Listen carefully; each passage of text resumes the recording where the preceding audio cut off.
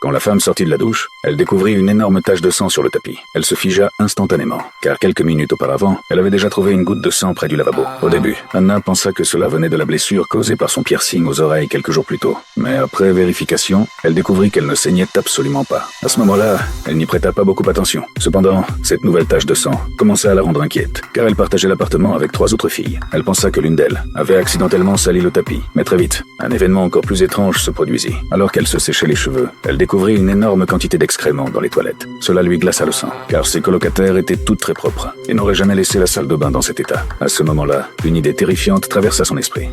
Être qu'il y avait quelqu'un d'autre dans l'appartement. Comprenant que quelque chose n'allait pas, Anna quitta immédiatement l'appartement et commença à appeler toutes ses colocataires. Mais peu importe ses tentatives, personne ne répondait. Pour sa sécurité, elle décida de contacter son nouveau petit ami. Peu après, ils retournèrent tous les deux vérifier la maison. Ils commencèrent par examiner la chambre d'Anna. Le lit en désordre et les piles de vêtements partout la rendirent très gênée. Ensuite, ils allèrent dans la chambre suivante. Tout y était propre et bien rangé, et rien ne semblait anormal. Mais lorsqu'ils entrèrent dans la 3e chambre, ils restèrent tous les deux figés. La pièce était complètement en désordre, et l'une des fenêtres avait été brisée. Il était évident que quelqu'un était entré de force. Ce qui était étrange, c'est que l'ordinateur et les objets de valeur étaient toujours à leur place. Cela signifiait que l'intrus n'était pas venu pour voler de l'argent. À ce moment-là, la propriétaire de cette chambre, Mia, appela. Anna lui expliqua rapidement la situation. Après avoir entendu cela, Mia dit qu'elle reviendrait immédiatement. Ensuite, Anna et son petit ami allèrent dans la dernière chambre. C'était celle de Jessica. Mais la porte était verrouillée de l'intérieur. Anna frappa immédiatement à la porte et appela sa colocataire. Mais aucune réponse ne vint. En regardant à travers la serrure, elle aperçut même le sac à dos de Jessica. Cela ne pouvait signifier qu'une chose.